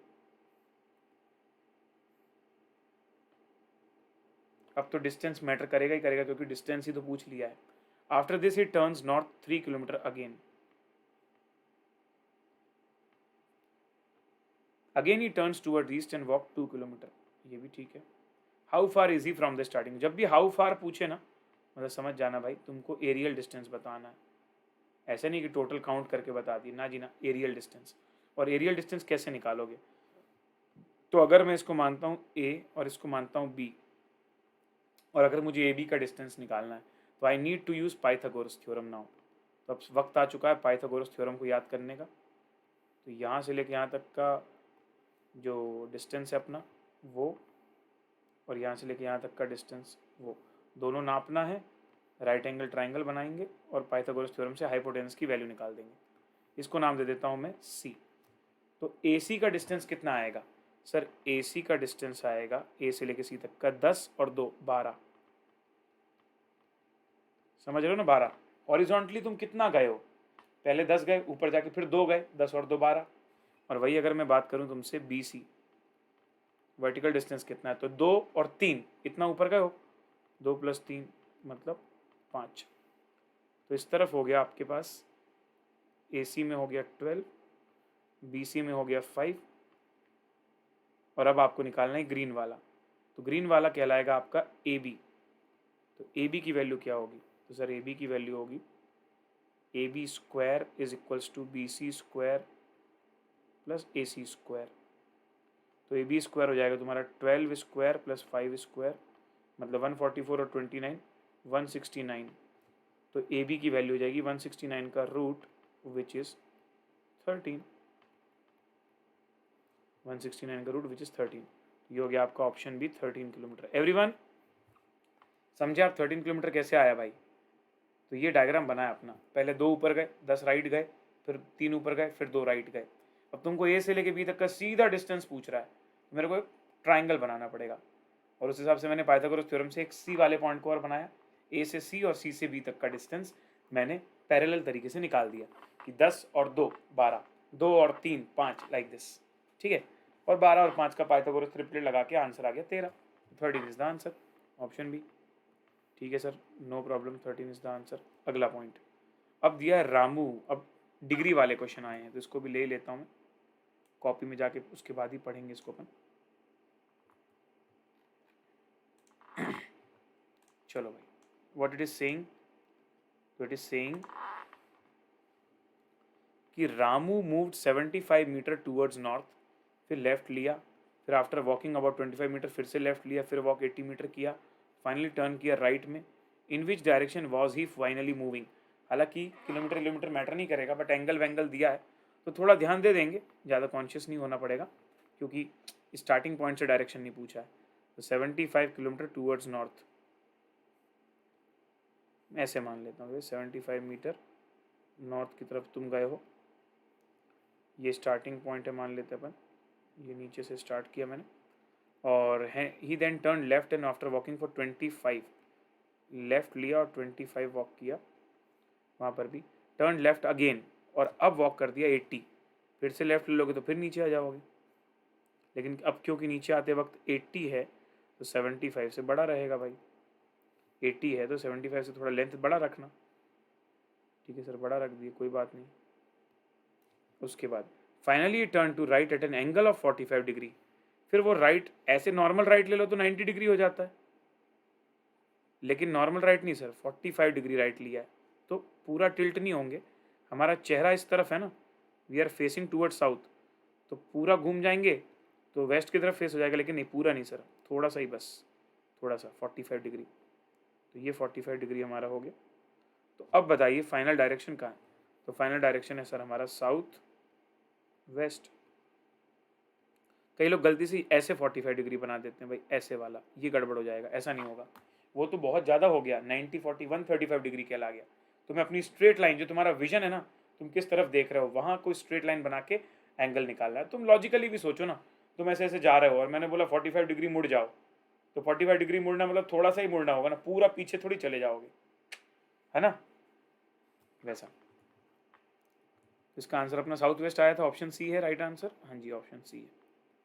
चलो अगला क्या बोल रहा है? One day Ram left home. लो भाई, राम घर छोड़ के ही चला गया। देख लेते हैं भाई, घर छोड़ के कहाँ, कितने साल के बाद, वनवास के बाद वापस आए हैं ये, कि पता चला एक ही दिन में वापस आ गए।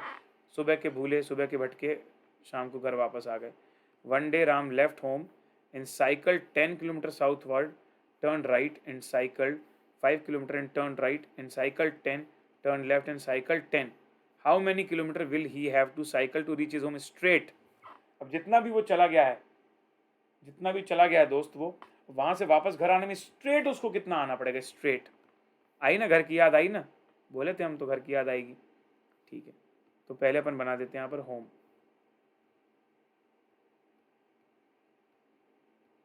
ये मान लेता हूँ होम है, left home and cycle 10 kilometre toward south, तो साउथ की तरफ 10 किलोमीटर साइकिल चला ली भाई ने। ये लो भाई, इसको मान लेता हूँ 10 किलोमीटर साउथ। उसके बाद turn right and cycled for 5 kilometre.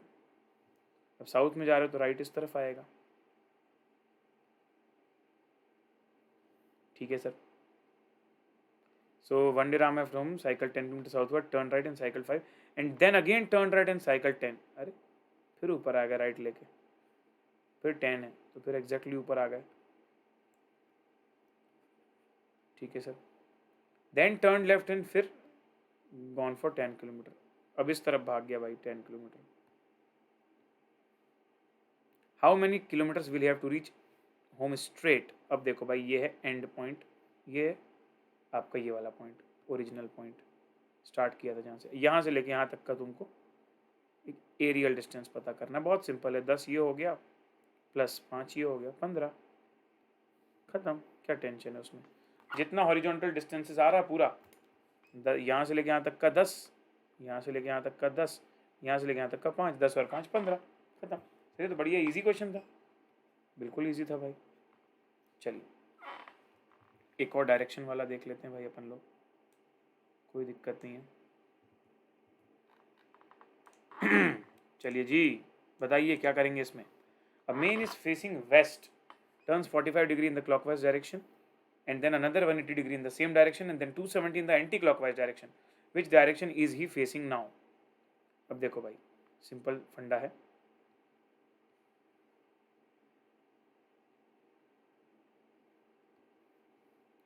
जो व्यक्ति है वो क्या कर रहा है, व्यक्ति पहले वेस्ट की तरफ देख रहा है, वेस्ट की तरफ देख रहा है, इस तरफ उसका नज़र है वेस्ट की तरफ, और वो टर्न करता है 45 डिग्री क्लॉकवाइज। तो भाई क्लॉकवाइज मतलब ऐसे घड़ी ऐसे चलती है, 45 डिग्री क्लॉकवाइज मतलब अभी उसकी नज़र इस तरफ आई है, ठीक है भाई। ये 45 डिग्री क्लॉकवाइज चल दिए अपन लोग। उसके बाद then another 180 degree in the same direction, वापस क्लॉकवाइज 180 डिग्री। इसका कलर बदल देता हूँ, पिंक कर देता हूँ अगली वाली डायरेक्शन का। फर्स्ट येलो था, सेकंड पिंक। 180 मतलब एग्जैक्ट अपोजिट हो जाता है। 180 मतलब यहाँ थे 90, एग्जैक्ट यहाँ तक आ गए सीधी लाइन, तो ये 180 हो गया। तो यहाँ से लेके यहाँ तक ये तुम्हारा कहला गया 180 डिग्री, ठीक है सर, वो भी कर लिया। उसके बाद बोल रहा है then 270 in the anti clockwise direction. अब कलर बदलते हैं अपन लोग, ग्रीन ले लेता हूँ मैं। 270 एंटी क्लॉकवाइज डायरेक्शन, तो 270 मतलब 180 तो आ ही गया, 180 में 90 और जोड़ दो तो 270।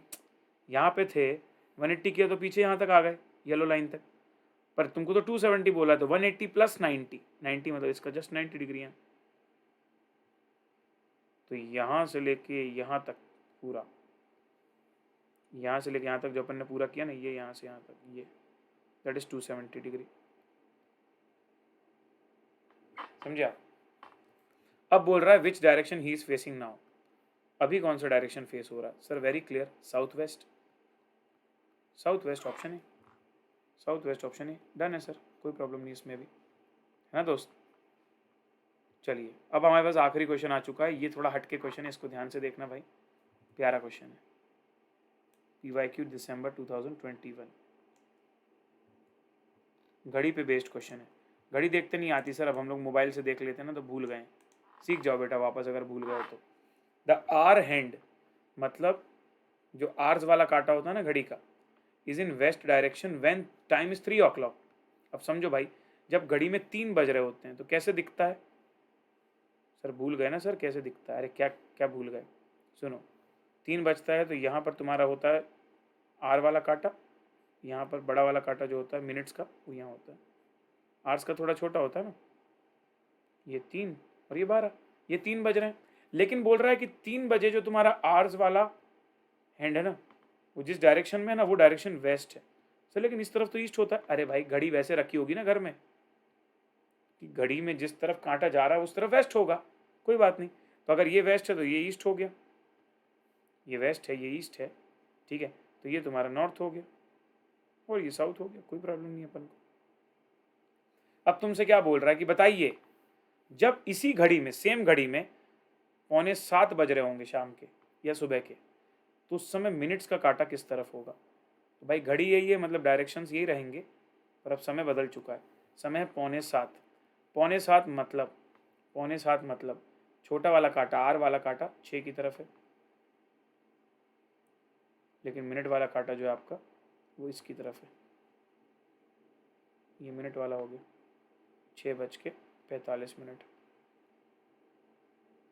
अब सुनिए, ये कौन सा डायरेक्शन है सर? ये ईस्ट है, ईस्ट है, ये वेस्ट था, उल्टा। तो यहाँ पर सही आंसर आना चाहिए ईस्ट आपका। देख लेते हैं ईस्ट है कि नहीं। East is the right answer everyone. तो उस क्वेश्चन के कॉन्टेक्स्ट में तुमको घड़ी बताइए कि घड़ी का ये वाला कांटा इतने बजे यहाँ पर है, उससे समझ में आ गया कि घड़ी का जो 3 बजे वाला साइड है ना वो वेस्टर्न साइड में, 9 बजे वाला साइड जो ईस्टर्न साइड में। घड़ी वैसे रखी हुई है, वैसे घड़ी रखी हुई है, ठीक है, चलो नो प्रॉब्लम। इसके साथ सर हम लोगों ने डायरेक्शन सेंस टेस्ट कर लिया और मल्टीपल वैरायटीज कवर करिए। बताइए आपको कैसा, मजा आया नहीं मजा आया? लाइव चैट में सारे लोग बताएं। Yes sir. अब हम लोग आ चुके हैं एलआर के आखिरी चैप्टर में, जिसका नाम है number series, coding, decoding and odd man out yo man. चलिए शुरू किया जाए। Number series, coding, decoding, odd man out. क्या है सर इसके अंदर? पहले ट्रेंड देख लो, 3 5 4 6 6 5 5 6 7। ओ माय गॉड, बढ़ते हुए क्रम में गाड़ी बढ़ रही है। जुलाई में 5, दिसंबर में 6, जून में 7। मतलब तुम्हारे अटेम्प्ट में कहीं 8 नंबर का तो नहीं आएगा? मुझे तो उल्टा लग रहा है, 7 का 6 हो जाएगा लग रहा है। ठीक है, बाकी 8 भी आ सकता भाई, मेरे को कोई गारंटी नहीं पता। चलो बेसिक्स। तो सर हमारे पास कुल मिला के 4 चीज़ें होती हैं नंबर सीरीज। नंबर सीरीज में क्या होता है? तुमको एक पैटर्न दिया हुआ है, अगला टर्म बता दो या रॉन्ग टर्म बता दो, एक स्पेसिफिक पैटर्न के हिसाब से मिसिंग टर्म निकालनी होती है, और कुछ नहीं है। नाउ अगला था अल्फ़ाबेट सीरीज की, लेटर्स दिए हुए हैं, वर्ड्स दिए हुए हैं, उनके बीच में कुछ ना कुछ रिलेशनशिप फाइंड आउट करना है। यहाँ भी सेम चीज़, अल्फ़ाबेट से स्पेसिफिक पैटर्न में। कोडिंग डिकोडिंग क्या होता है? कोडिंग डिकोडिंग में क्या होता है? ओरिजिनल वर्ड को एक कोड दे दिया जाता है कि पहला लेटर +1 हो गया, दूसरा -1 हो गया, समथिंग लाइक दिस। फिर एक और नया लेटर देगा और बोलेगा तुम भी इसको कोड करके दिखाओ। तो जो कोडिंग उन्होंने करके दिखाई है तुम भी करके दिखाओ। तो पहले ओरिजिनल क्वेश्चन से कोडिंग आइडेंटिफाई करना है और वही सेम कोडिंग एक और नए वर्ड में करना है, वही तुम्हें ऑप्शन में टिक करना है। तो converting original message into code को बोलते हैं कोडिंग। लेकिन कभी कभी उल्टा सवाल भी होता है कि ये रहा कोड, बताओ ओरिजिनल मैसेज क्या था।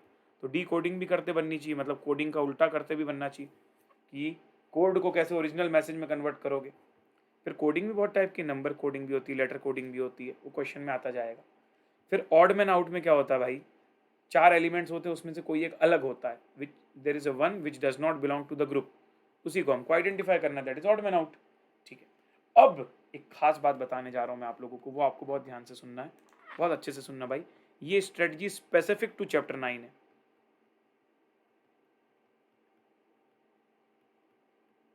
चैप्टर 9 में सर जो सवाल आएंगे ना वो 2 टाइप के हो सकते हैं। कई बार ना क्वेश्चन देखते हैं अपन लोग, डिफरेंस विफरेंस निकाल के देखते हैं, थोड़ा बहुत लॉजिक लगाते हैं, लेटर वेटर में कितना ऊपर नीचे हो रहा है, इंस्टेंटली समझ में आ जाता है कि क्या हो रहा है, इंस्टेंटली समझ में आ जाता है। लेकिन आपने भी मॉड्यूल करी होगी, मतलब मैं तो MTP RTP तो बोल ही नहीं रहा, MTP PYQ आपने भी मॉड्यूल करी होगी, और कुछ क्वेश्चन आपको ऐसे लगे होंगे हमारे बताने के बाद, अरे बाप रे कैसे सोच पाता मैं पेपर में। और वैसे पेपर में आ सकते हैं, that is absolutely true, but that is very rare. 6 में से 1 आएगा, अगर आया भी तो वो हो सकता है वो भी ना आए, 0 आए। ठीक है, तो कुछ होते हैं सर जो क्लिक नहीं होते, जो क्लिक नहीं होते, जिसको हम we can not quickly identify, we can not quickly identify the pattern कि उसमें क्या हो रहा है। तो उसमें माथा नहीं लगाना है भाई, थोड़ा सोचा बना तो ठीक है, नहीं तो छोड़ दिया, बाद में आखिरी में आके माथा लगाना, उसमें फंस मत जाना। ठीक है, can be quickly identified and can not be quickly identified, ये 2 पैटर्न के क्वेश्चन होंगे। ठीक है, अब मैं जो भी मॉड्यूल में can not be quickly identify वाले हैं और मॉक टेस्ट पेपर में जितने भी ऐसे टाइप के थे, वो सारी लिस्ट बना के ले आया हूँ इसमें, और साथ में नीचे लॉजिक भी लिख दिया, ताकि अभी तो मैंने बता दिया पर पेपर के टाइम तुम भूल ना जाओ, है ना। तो हमेशा ये ध्यान रखना कि ऐसे सरप्राइज मत हो जाना। मान लो तुम्हारे नंबर सीरीज के 5 क्वेश्चन आ रहे हैं, 3 तुमसे बन गए और 2 तुमको क्लिक ही नहीं हो रहा है, दैट इज नॉर्मल। हो सकता है तुम्हारे अटेम्प्ट में 2 क्वेश्चन उन्होंने टफ डाल दिए, तो ऐसे लड़ने मत लग जाना, ये तो LR है तो मेरे से क्यों नहीं बन रहा। अरे हमसे भी नहीं बनता भाई, कई बार नहीं हो रहा क्लिक, नहीं हो रहा क्लिक, नया क्वेश्चन टाइप का है भाई, कुछ भी उटपटांग वैरायटी डाल दी है। वो ग्रीन, वो उसमें नहीं डालते रेड इज कोडेड एज 6720, क्या खतरनाक लॉजिक है, सारे लेटर को 2 से बढ़ाया और उल्टा रिवर्स ऑर्डर में लिख दिया। तो क्विकली आइडेंटिफाइबल, नॉट क्विकली। तो एडवांस वाले क्वेश्चन आ सकते हैं पेपर में, तैयार रहिएगा, उसके लिए कोई बड़ी बात नहीं है। पर अभी जितनी वेराइटीज़ मैक्सिमम हो सकती हैं वो हम लोग यहाँ पर क्लास में कवर कर लेते हैं। तो देखो सबसे पहला 2 7 16 46 67 92, क्या लॉजिक है सर इसका? आप डिफरेंसेस निकाल के चेक करो। तो 2 और 7 का डिफरेंस 5, 7 और 16 का डिफरेंस 9, फिर मुझे नहीं पता, फिर मुझे नहीं पता, फिर 46 और 67 का डिफरेंस कितना आ रहा है? 21, फिर 92 और 67 का डिफरेंस 25। अब आप देखोगे ध्यान से तो आपके डिफरेंसेस भी 4-4 के गैप में बढ़ रहे हैं। Can you see that? इसके बीच में भी 4 का गैप है, इसके बीच में भी 4 का गैप है, मतलब इसके बीच में भी 4 का गैप होगा और इसके बीच में भी 4 का गैप। तो बीच के जो दो डिफरेंसेस हैं, बीच के जो दो डिफरेंसेस वो पता क्या होंगे? 5 4 9 9 4 13, 13 4 17 और 17 4 21। ये लो, समझ में आ गया? इससे ये पता चल गया कि जो 16 के बाद अगला नंबर है वो है 16 प्लस 13, या फिर ऐसा बोल सकता हूँ 46 माइनस 17। हो सकता है दोनों से सेम आंसर आ जाए। 16 प्लस 13 होता है 29, और 46 में से 17 माइनस करोगे तो भी 29। हो गया सही आंसर 29। समझ गए बिडू? तो ये था तुम्हारा ऑप्शन बी। लॉजिक भी लिख दिया मैंने। डिफरेंसेस निकालो और डिफरेंस का भी डिफरेंस देखो। डिफरेंसेस आ रहे थे 5 9 डैश डैश 21 25, उसमें 4-4 का पैटर्न बन रहा था। तो डिफरेंसेस का डिफरेंसेस कांस्टेंट है 4 4 4 4 4। तो 5 9 13 17, लेकिन ये डिफरेंसेस हैं, मतलब 16 और 29 के बीच का डिफरेंस 13 है, 29 और 46 के बीच का डिफरेंस 17 है। ठीक है, चलो अब जैसे तुमको यहाँ फाइंड करना है रॉन्ग टर्म, इस क्वेश्चन में रॉन्ग टर्म फाइंड आउट करो। लॉजिक है क्यू प्लस 1, ऐसा क्वेश्चन में लॉजिक नहीं लिखा रहेगा तो मैंने लिख दिया यहाँ पर ताकि आपका समय बचे।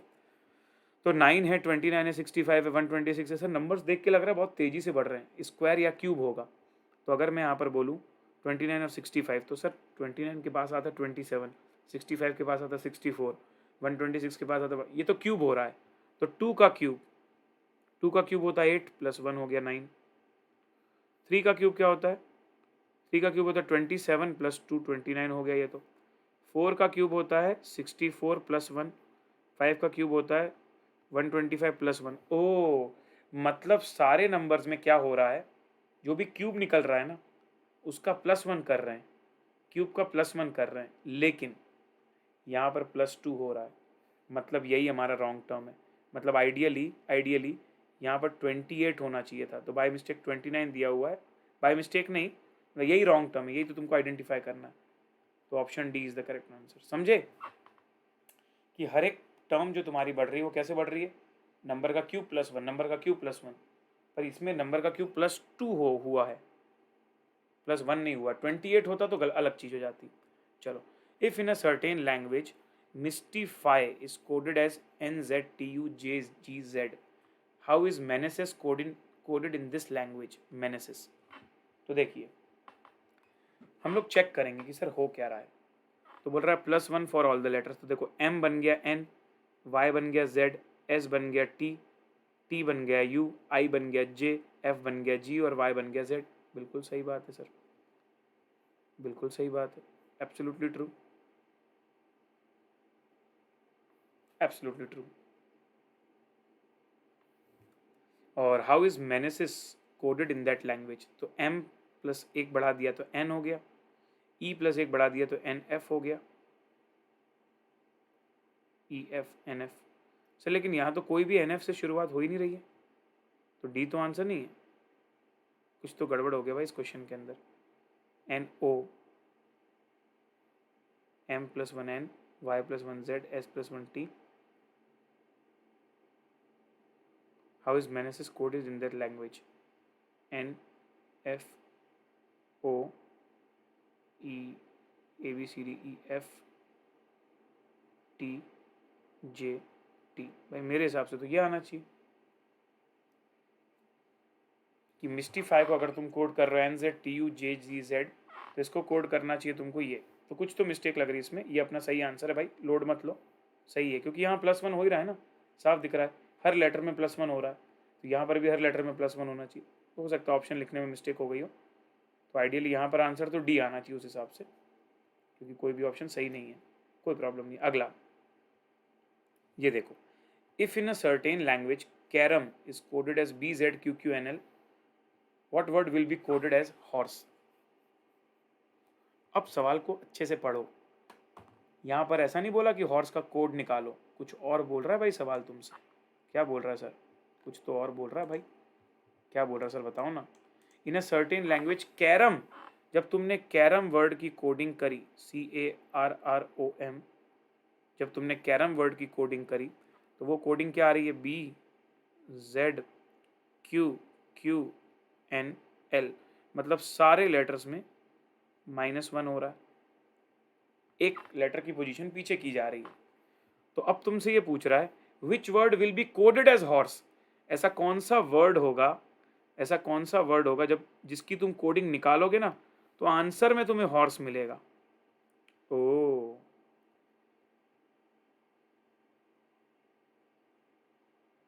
फर्क समझे आप क्वेश्चन का? ऐसा नहीं बोल रहा how horse will be coded, which word will be coded as horse. How horse will be coded नहीं पूछा, ऐसा कौन सा वर्ड है जो जिसको कोड करने पर हॉर्स आ रहा होगा। तो मैंने बोला वो जो भी वर्ड होगा ना उसमें -1 करता गया तो HORS ही आ गया, तो +1 कर दूंगा तो वर्ड पता चल जाएगा। तो FGHHI, ये आई है, P है, STF। समझे? खास बात समझे क्या हुआ यहाँ पर? मतलब मैंने डी कोडिंग करी है, IPSTF को कोडिंग करूंगा ना तो हॉर्स आएगा, लेकिन मेरे को क्वेश्चन में हॉर्स दिया था तो मैंने हॉर्स की डी कोडिंग करी, तो -1 नहीं, कोडिंग का जस्ट उल्टा किया, +1। सारे लेटर को -1 करके हॉर्स बना था, तो हॉर्स में +1 कर दिया तो ओरिजिनल वर्ड आ गया, है ना। HORSE में +1, H बन गया I, O बन गया P, R बन गया S, S बन गया T, E बन गया F। तो IPSTF, IPSTF, IPSTF, IPSTF। समझे? Good by.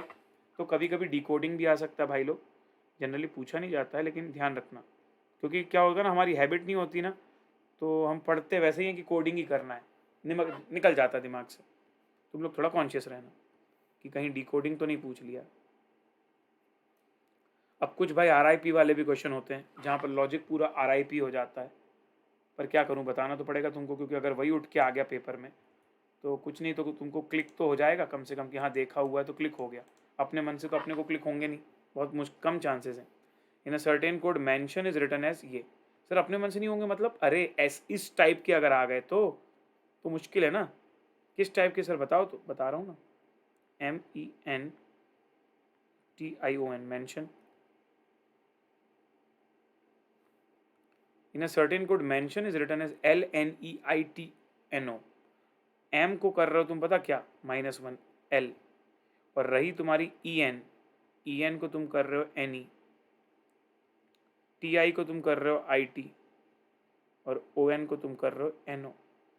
तो क्या हो गया, LNEITNO। देखा ऐसे आया। वही सेम चीज तुमको प्रेजेंट वर्ड के साथ करना है।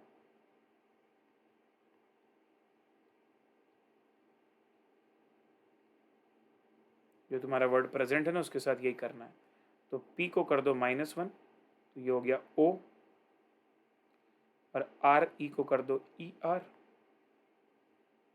ठीक है, अब तुम समझ गए होगे option A is the correct answer, but क्योंकि नन ऑफ दीज दिया है तो वेरीफाई जरूर कर लेना।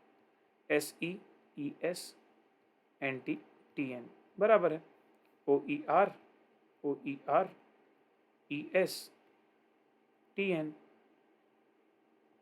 OERESTN, मतलब option A is the correct answer. समझे एवरीवन? तो ये खतरनाक टाइप का हो गया ना। अभी इंस्टेंटली कैसे पेपर में दिमाग चल जाएगा कि पहले वाले को -1 करना है, बाकी दो की पेयर बनाना है। ऐसा नहीं आ सकता, आ सकता है, बट वर्थ इट नहीं होगा वो पेपर के टाइम में, अगर तुम इसमें स्टक हो रहे हो। हाँ, तुम्हारे सारे क्वेश्चन हो गए, तुमको जो ट्राई करना था हो गया, फिर ऐसे LR के जो बच्चे को जो क्वेश्चन है आखिरी में ट्राई करना कि चलो यार दिमाग तो लगाएं, शायद क्लिक हो जाए, कौन सी बड़ी बात है। पहले मत समय इन्वेस्ट करना है इसमें, वरना गड़बड़ हो जाएगी भाई। चलो, तो option A should be the correct answer. अगला 1 है, 5 है, 14 है, 60, 30 है, 51 है, 55। तुमको फाइंड आउट करना है रॉन्ग टर्म। तो यहाँ पर भाई अगर गैप्स को देखेंगे ना, 1 और 5 का गैप 4, 5 और 14 का गैप 9, 14 और 30 का गैप 16। ध्यान से देखो, 2 का स्क्वायर, 3 का स्क्वायर, 4 का स्क्वायर, तो अगला वाला जो गैप आना चाहिए 30 के बाद 25 का आना चाहिए, लेकिन यहाँ तो गड़बड़ हो गई। तो 30 के बाद जब 25 जुड़ता है तो अगला टर्म 55 आता है, मतलब 30 के बाद जो अगला टर्म आना चाहिए वो 55 आना चाहिए। तो कौन है भैया एक्स्ट्रा वाला? एक्स्ट्रा वाला ये 51, यही हमारी रॉन्ग टर्म है, ऑप्शन सी। ठीक है, चलो ये भी RIP लॉजिक वाला ही क्वेश्चन है। टर्म्स को स्प्लिट कर दिया भाई बीच ही क्वेश्चन में। कह रहे हैं कि अगर 40 और 80 120 के बराबर है तो 15 में ऐसा कौन सा नंबर जोड़ोगे कि 45 के बराबर हो जाएगा? 30। अरे भाई लेकिन कोई पैटर्न होता तो 6 के 6 में फॉलो होना चाहिए ना। ऐसे अपने मन से थोड़ी सपने आ रहे हैं मेरे को कि पहले 3 को अलग जज करूंगा, आखिरी 3 को अलग जज करूंगा। बट ठीक है, अब ये मॉड्यूल का क्वेश्चन है भाई, ऐसे ही दिया गया है, पीछे भी 30 आंसर है, तो और कोई लॉजिक इसमें अपन को पल्ले पड़ता नहीं है। यहाँ देखो 11489 क्वेश्चन मार्क 1664 ऑल्टरनेट स्क्वायर और क्यूब। तो पहले 1 का स्क्वायर निकला है, फिर 1 का क्यूब निकला है, फिर 2 का स्क्वायर निकला है, फिर 2 का क्यूब निकला है। देखो ना, 1 1 2 स्क्वायर 4, 2 का क्यूब 8, फिर निकला है 3 का स्क्वायर, तो उसके बाद अगला जो निकलेगा वो निकलेगा 3 का क्यूब मतलब 27, फिर अगला निकला है 4 का स्क्वायर, 4 का क्यूब 64। तो सब मैच हो रहे हैं, मतलब एब्सोल्युटली सर यहाँ भी आंसर हमारा 27 ही आएगा, जो मिसिंग है बीच में। चलो अब यहाँ देखो क्या है, +1 × 3, तो ये पैटर्न क्या बन रहा है, 1 + 1 1 + 1 2, 2 × 3 6, 6 + 1 7, 7 × 3। और वैसे भी यार तुम्हें समझ में आ रहा है, यहाँ भी एक का गैप है, फिर एक का गैप है, फिर एक का गैप है, 21 22, तो फिर से 66 के बाद 67 होना चाहिए, एक एक के गैप फॉलो हो रहा है, तो ऑप्शन सी। ऐसे भी मतलब डायरेक्टली क्लिक हो रहा है। चलो यहाँ क्या हो रहा है, 2 + 1 3, 3 × 1 3, तो ये हुआ +1, ये हुआ × 1, ये हुआ +2, ये हो गया × 2, ये हो गया +3, ये हो गया × 3, तो ये हो जाएगा +4 और ये हो जाएगा × 4। तो 39 + 4 43, और 43 में 4 मल्टीप्लाई करके वेरीफाई कर लो 172 आ रहा है कि नहीं। आ रहा है 172, परफेक्ट 6, अरे परफेक्ट 6 6 ने परफेक्ट। चलो नेक्स्ट 8 28 116 584, तो × 3 + 4, मतलब तुम क्या करोगे यहाँ पर, अगर तुम ट्राई करते हो 8 3 × 24 + 4 तो आता है 28। सिमिलरली फिर तुम करते हो 28 × 4 + 4, देखो क्या आता है, 116 आता है। फिर 116 × 5 + 4 करोगे तो कितना आता है, 584 आता है, समझे भाई, 584। तो अब अगला करना पड़ेगा तुमको, 584 × 6 कर दोगे, एक बार × 3 किया, एक बार × 4 किया, एक बार × 5 किया, तो अब × 6 करने की बारी है।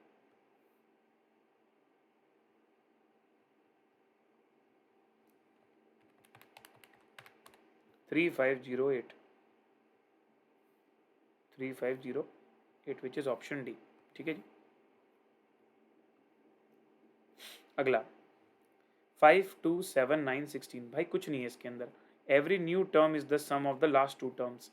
5 और 2 को जोड़ा 7 आ गया है ना, उसके बाद 2 और 7 को जोड़ा 9 आ गया, उसके बाद 7 और 9 को जोड़ा 16 आ गया, 16 और 9 को जोड़ा 25 आ गया, 25 और 16 को जोड़ा 41 आ गया।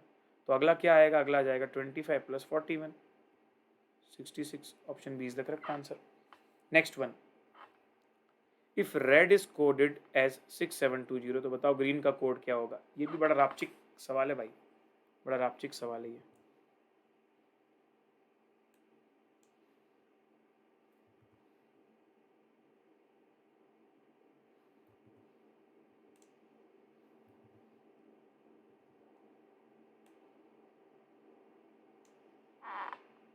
कितने बज रहे, 2 बज गए रात के? नहीं सर, हमारे तो दिन के 2 बजे, 2 नहीं 1 बज रहे होंगे तुम्हारे वहाँ पर, 1:15 बज रहे होंगे, ऐसा कुछ हो रहा होगा अभी। चलो तो रेड, रेड को जरूरी नहीं रेड से लिखना। देखो रेड का कोड पता 6720 कैसे आया। आर की पोजीशन होती है 18, ABCD करो तो ई की 5 होती है और डी की 4 होती है। इन सब में +2 जोड़ो। क्यों सर? बस ऐसे ही पैटर्न है, यही पैटर्न है सर, यही तो दिमाग ख़राब होता है ना सर, कुछ भी पैटर्न बना देते हैं। 27 और 6, और फिर उसको रिवर्स ऑर्डर में लिख दो, पहले 6 लिखो फिर 7 लिखो फिर, और रे भाई साहब यही सेम चीज़ तुम्हें ग्रीन में करनी है, GREEN। जी की पोजीशन क्या होती है, ABCDEFG, 3 3 6 और 1 7। आर की तो अपन को याद है 18, ई के अपन को पता है 5, ई के अपन को पता है 5, ABCDEFGHIJKLMN, 3 4 12, 2 ये हो गया 14। अब इनको जोड़ोगे, +2 +2 +2 +2 +2 +2 +2 +2, ये हो गया 16, ये हो गया 7, ये हो गया 7, ये हो गया 20 और ये हो गया 9। तो 1677209, बोला था ना रिवर्स ऑर्डर में लिखने का, 1677209 परफेक्ट है, option C. Everyone got it? चलो अगला, if MEKLF is coded as 91782, triple LJK is coded as 88867, how can IHJED will be coded as? तो क्या होता है, जनरली पोजीशंस होती है ना, तो ए को 1 मानते हैं, बी को 2 मानते हैं, ऐसा है। इस क्वेश्चन में क्या कर दिया उन लोगों ने, उन्होंने बोल दिया देखो LLLJK, तो JKL 6 7 8, मतलब जे को ये 6 मान रहे हैं, के को ये 7 मान रहे हैं, एल को ये 8 मान रहे हैं। ओ, तो उस हिसाब से तो के हाँ मैच कर रहा है सर। ई, तो GHI FGHI EFGHI, तो ये हो गया 5, ये हो गया 4, ये हो गया 3, ये हो गया 2, ये हो गया 1, मतलब ई से काउंटिंग चालू करी है। हाँ, फिर अब मेरे को क्या पूछ रहा है, IHJED का नंबर बताओ। तो मैंने बोला आई तो मेरा 5 के बराबर है इधर पे, तो 5 वाला तो एक ही ऑप्शन है, मतलब सही आंसर हो जाएगा सी। खत्म, ऐसे क्लिक हो गया तो तुरंत आंसर आ जाएगा।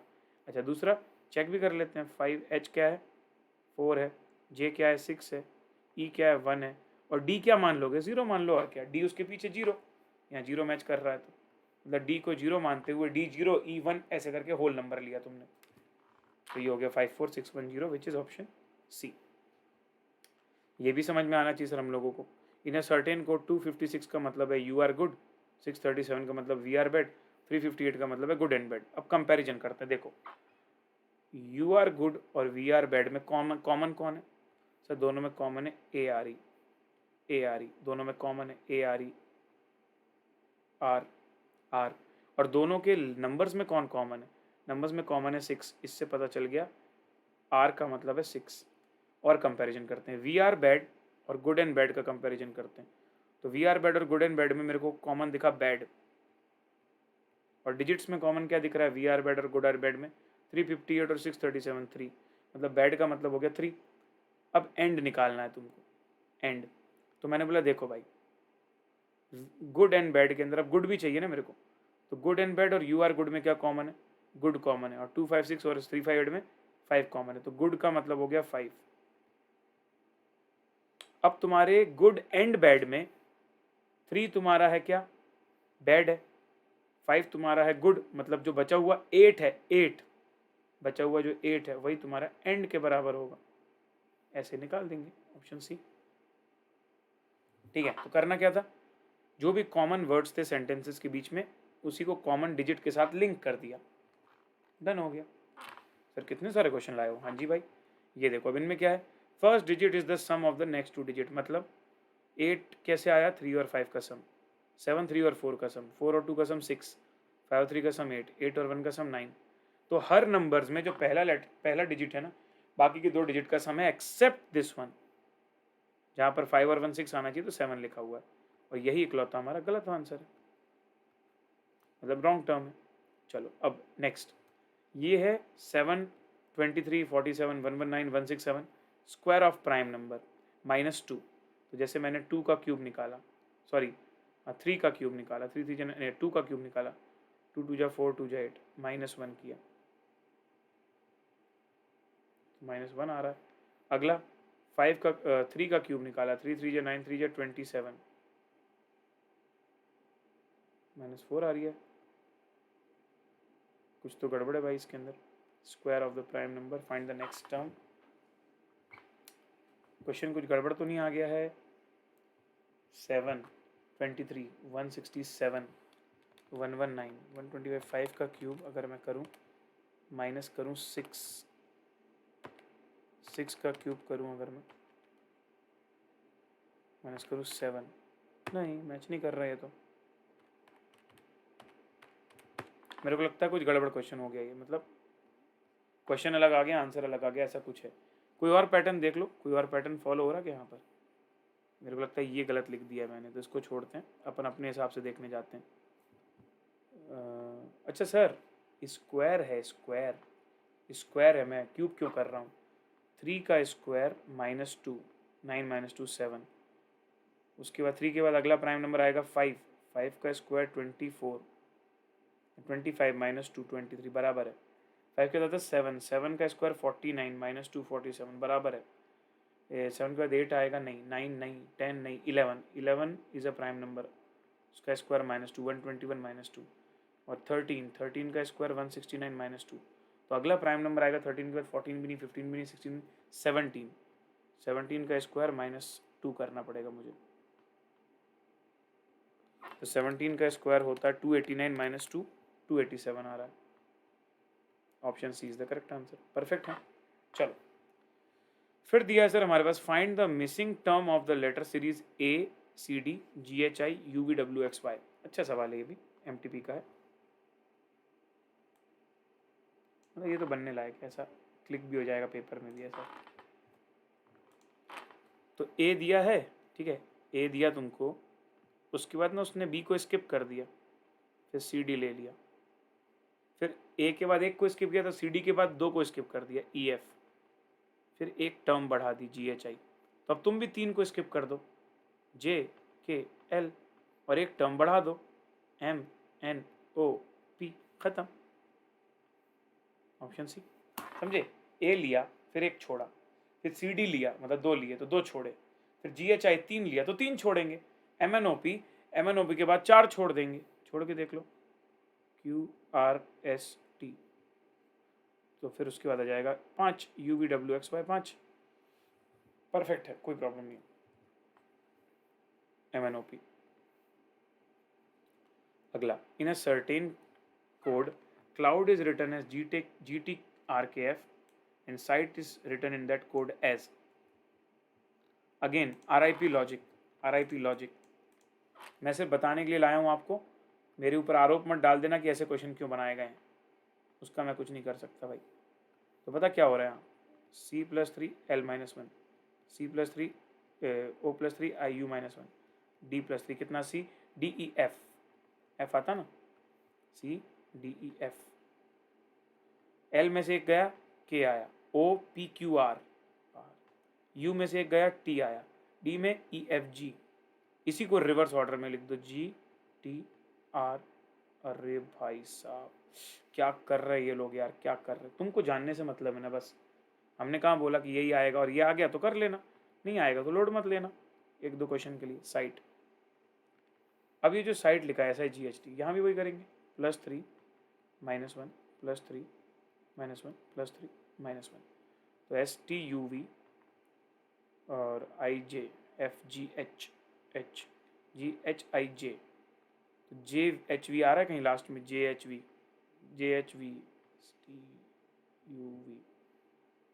JHV तो मेरे को D ऑप्शन में दिख रहा है, फिर भी चलो चेक कर लेते हैं, FGH TUVWW, इसको रिवर्स ऑर्डर में लिखा, तो इसको रिवर्स ऑर्डर में लिखा आपने तो हो जाएगा सर WGJHV मतलब ऑप्शन D है ना, RIP लॉजिक वाले क्वेश्चन। क्या करो, करवाने तो पड़ेंगे ना भाई तुमको, ऐसे ही उठ के आ गए तो कम से कम उतना तो अपन एक्सपेक्ट करके चलें कि एज इट इज़ उठ के आ जाएगा, तो उतना अपना समय मतलब हो सकता बन जाए अपन से। एक और RIP वाला, चलो एक और RIP वाला करवाता हूँ।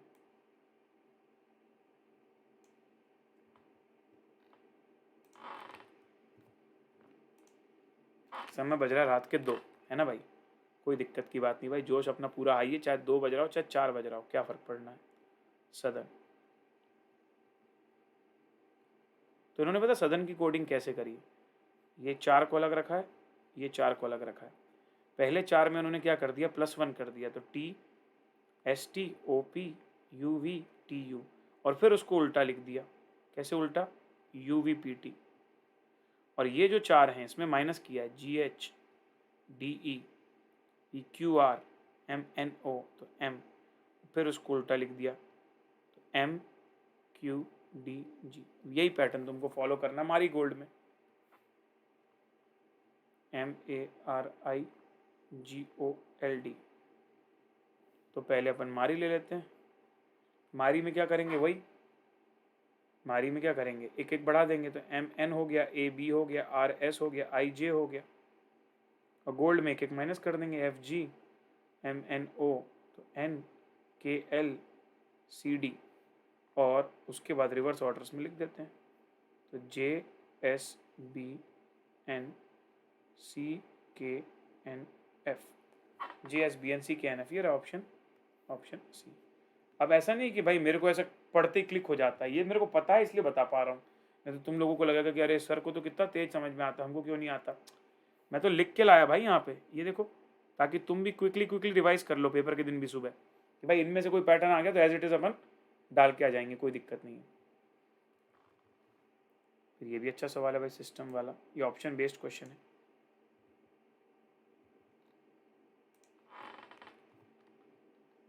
क्योंकि कॉन्सेप्ट थोड़ी यही है कि मैं तुमको कॉन्सेप्ट सिखा रहा हूँ, कोई हर क्वेश्चन अपने आप में यूनिक है। सिस्टम को कोडिंग तुमने दी है 131625, और अब तुम बोल रहे हो कि टर्म्स को कोडिंग दे दो, TERMS को। अब भाई जो कॉमन लेटर्स हैं या डिजिट्स हैं वो तो ले लेता हूँ मैं, T 6 के लिए, E ले लेता हूँ 2 के लिए, R का कुछ दिया नहीं है, M ले लेता हूँ 5 के लिए, और S ले लेता हूँ 1 के लिए। 62-51, ये तो मेरे को पक्का पता चल गया, मतलब ऑप्शन A भी हो सकता है, B भी हो सकता है, C और D तो खत्म हो गए। अब A और B में देखो मैं कैसे चूज करूंगा, क्योंकि पहले ऑप्शन में दिया है 62251, और अगर 2 का कोड E के बराबर है तो R का तो अलग होगा ना, कुछ 2 थोड़ी होगा, मतलब यहाँ 2 कैन नॉट कम ना ब्रो, 2 कैसे आ सकता है, 2 तो किसी और का कोड है, 2 तो E का कोड है, तो इसका मतलब इससे समझ में आया कि यही सही होगा। अब लॉजिक नहीं पता कि 4 ही क्यों आएगा, लेकिन ऑप्शन से समझ गए ना हम लोग। अगर ये 622 की जगह 623 होता ना तो फिर मैं सॉल्व नहीं कर पाता, फिर मैं कंफ्यूज हो जाता। बट वो जानबूझ के क्वेश्चन ही ऐसा बनाया गया है कि तुमको साथ में आज 622 लिख दिया ताकि तुम उसको भी एलिमिनेट कर दो, ठीक है। 62251 गया, बचा ऑप्शन बी। अगला सवाल, find the missing term of the series 11, 10, 27, 66.5, 198.5। पता क्या कर रहे हो तुम, 11 into 1 minus 1 10, 10 into 1.5 minus 1 15 minus 1 14, 14 into 2 minus 1 28 minus 1 27, 27 into 2.5 minus 1। अब बताओ ये कौन पैटर्न बनाता है ऐसा कि आधे आधे से बढ़ा रहे हो, कैसे दिमाग चलेगा भाई इतना। अब वही है सर, जितने देख लिए उतने देख लिए, बाकी ऊपर वाले के ऊपर है। 66.5 इंटू 3 माइनस 1, प्रैक्टिकल बात कर रहा हूँ भाई, जबरदस्ती को तुमको दिलासा नहीं दे सकता मैं नंबर सीरीज में ऐसा नहीं बोल सकता आपको कि आपके पूरे 5 आएंगे, आपको बन ही जाएगा, पूरी किस्मत पे डिपेंड कर रहा है आपकी, ठीक है। तो ये हमारा आंसर तो पहले आ गया 14, ठीक, ये रहा ऑप्शन। जितने वेराइटीज अपन ने देख लिए मैक्सिमम हो गया, बाकी इसमें से मैच करता हुआ आ गया तो ठीक है, और कोई नई वेराइटी आ गई तो क्लिक हो गया तो ठीक है, नहीं तो कोई बात नहीं, आखिरी में ट्राई करेंगे, बना तो ठीक है, नहीं तो एक दो क्वेश्चन के लिए इतना लोड थोड़ी लेंगे। इसके साथ आप लोगों ने खत्म कर लिया एक बार, और one more marathon is ended now, और आज हमने सर एंड कर दिया 2 चैप्टर्स का खात्मा, chapter number 9 unit number series coding decoding, and अगला डायरेक्शन सेंस टेस्ट। मजा आ गया sir. Lecture number 5 is also done, और इसी के साथ भाई हम लोग मैराथन सीरीज को बहुत बढ़िया तरीके से आगे बढ़ा रहे हैं। 5 lecture 50% marathon is done now. पता नहीं भाई इसके पेन को क्या हुआ, बट छोड़ो यार, मेरे को कोई मतलब नहीं, भी पेन नहीं चल रहा तो भी कोई दिक्कत नहीं। 50% मैराथन हमारी डन हो गई है, और अब हम लोग मिलेंगे कल टाइम वैल्यू ऑफ मनी के लिए। तो टाइम वैल्यू ऑफ मनी पे 2 लेक्चर रहेंगे भाई, क्योंकि वो डिजर्व करता है चैप्टर 2 लेक्चर, है ना। अब जाते जाते मैं आप सभी को बता दूं, सबसे पहले तो अगर आपको सेशन अच्छा लगा, इसका स्ट्रक्चर अच्छा लगा, इसके नोट्स अच्छे लगे, तो आप अपने दोस्तों को ज़रूर रिकमेंड कीजिए, अपने भाई बहनों को सबको बताइए ज़रूर कि भाई अगर इनको ये टॉपिक करना है तो यहाँ से ज़रूर कर लें वो। और वीडियो के एंड होने के बाद कमेंट बॉक्स में अपना फीडबैक ज़रूर दीजिएगा। उसके साथ अगर आपको मेरी टीचिंग स्टाइल पसंद आती है और you want to show your love towards me, then use my code CAPRANAV तो मेरा कोड है CAPRANAV, which you can use while you take Unacademy subscription. अभी आपके लिए 2 सब्सक्रिप्शन रेलिवेंट है, या तो CA इंटर का या तो CA combo foundation plus inter का। मेरे हिसाब से कॉम्बो में जाना चाहिए, सेफर साइड। फ़र्क दोनों में 4,000 रुपये 5,000 रुपये का आता है, लेकिन उससे फाउंडेशन भी पूरा इंक्लूड हो जाता है। तो कॉम्बो लीजिए, बढ़िया तरीके से कैसे लेना है वो मैं आपको समझा देता हूँ। Just have to go to Unacademy's website. अगर आप PC यूज़र हो, अगर आप स्मार्टफोन यूज़र हो तो अन अकेडमी लर्निंग ऐप डाउनलोड कर लो, स्टार्ट लर्निंग क्लिक करिए, और स्टार्ट लर्निंग क्लिक करने के बाद ये देखिए आपके सामने यहाँ पर आ जाएगा चार्टर्ड अकाउंटेंसी CA। उसके बाद यहाँ पर आपको मिल जाएगा CA इंटरमीडिएट, और फिर CA इंटरमीडिएट में जाने के बाद you can find out something which is relevant for you, intermediate का सब्सक्रिप्शन। ग्रीन बटन आपने प्रेस किया, then you have 3 options, plus, iconic and lite. Iconic के अंदर सारे प्लस के फीचर्स हैं, unlimited classes, unlimited watch time, किसी भी टीचर से पढ़ने का चॉइस, लाइव कितनी भी बार कर लो, रिकॉर्डेड भी उसके बाद अनलिमिटेड बार देख लो। आइकॉनिक में ये सारी चीज़ों के साथ लाइव मेंटरशिप, प्रिंटेड स्टडी में तो डाउट सॉल्विंग भी आता है। और लाइट जो है तुम्हारा, लाइट के अंदर सिर्फ टेस्ट सीरीज आएगी। तो आई विल रिकमेंड प्लस और iconic, depends on your budget and duration. मेरे हिसाब से इंटर का ले रहे हो तो 18 मिनिमम होना चाहिए, कॉम्बो ले रहे हो तो 24 होना चाहिए। यहाँ पर हमने रेफरल कोड में कोड डाला, अभी मैंने आपको कोड बताया मेरा, लाइव चैट में भी ज़रूर लिखिएगा कोड। तो ये देखो 39,000 वाली चीज़ होगी 35,100 की, और उसमें जाके अगर आप ये देखो 5,000 रुपये में आप फाउंडेशन भी जोड़ दो तो 40,000 रुपये में 18 महीने के लिए foundation plus inter combo done. ठीक है जी, चलिए, see you all, thank you so much everyone, take care. और अब मिलेंगे सीधे कल टाइम वैल्यू ऑफ मनी के साथ। सी यू।